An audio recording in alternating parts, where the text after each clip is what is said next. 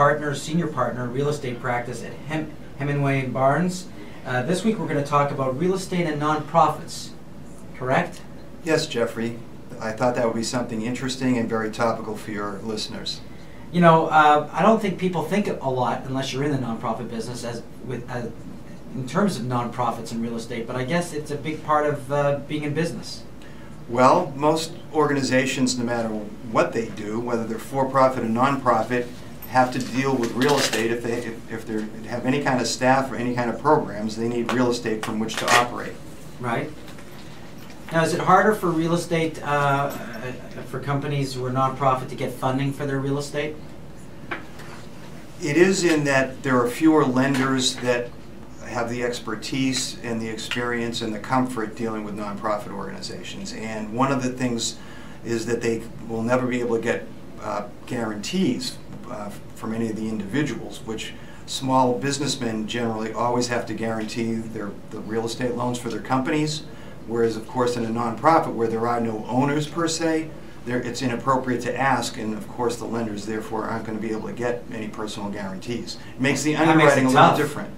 It makes it different. On the other hand, nonprofits with a proven track record are attractive. There's also a community aspect to it. The lenders have and feel an obligation to make loans that help better the community, and making loans to nonprofits is one way of doing that, because nonprofits by definition are doing something helpful to society. Right. Well, very functioning, but again, you're right. If I was a bank, it's harder to secure that loan.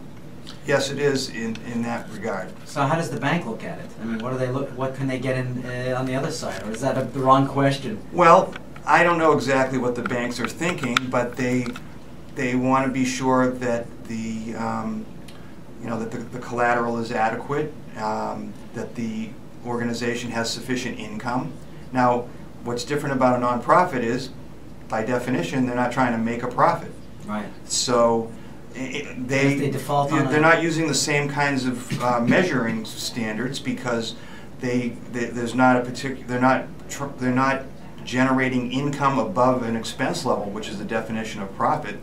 Nonprofits spend everything they get, and they receive donations in many cases. So it's not a matter of earned income. The revenues aren't measured the same way.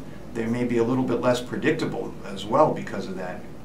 Although, again, organizations with a track record are more attractive to lenders because they can establish what they're likely to receive for revenues in a given year. So does that mean that nonprofits, there are special rules that apply to them? Well, one special rule is that charitable organizations, which is a subset of nonprofits, not all nonprofits are charitable, but all charitable organizations are nonprofits. Charitable organizations is a general term. It includes educational and religious organizations and other civic types of charitable organizations. If they qualify as charitable, they are going to be exempt from real estate taxes. They're also exempt from income taxes, and gifts to them are tax deductible, but that's outside of the scope of today's discussion. On the real estate tax side, one thing a lot of people aren't aware of is that the real estate is exempt only to the extent it's being used for the charitable purposes. One of the things that the recent downturn, one of the consequences of the recent downturn is that organizations have had to cut back on programs because some of the donations have been down. Some organizations have had to close or cease operations, maybe temporarily or permanently. Some have merged with other organizations. All of these actions can result in facilities becoming unused.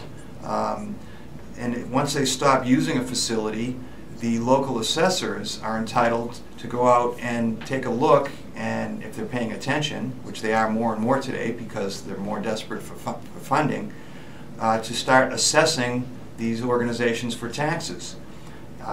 And this is something they've never had to pay. It's a real double whammy for an organization that has its revenues down, its programs curtailed, and now a local city or town is saying you have to now pay a tax bill on a piece of property that could be worth hundreds of thousands or, you know, $1 million or more, which would be a substantial amount of real estate taxes they've never had to pay before, never had to budget for before.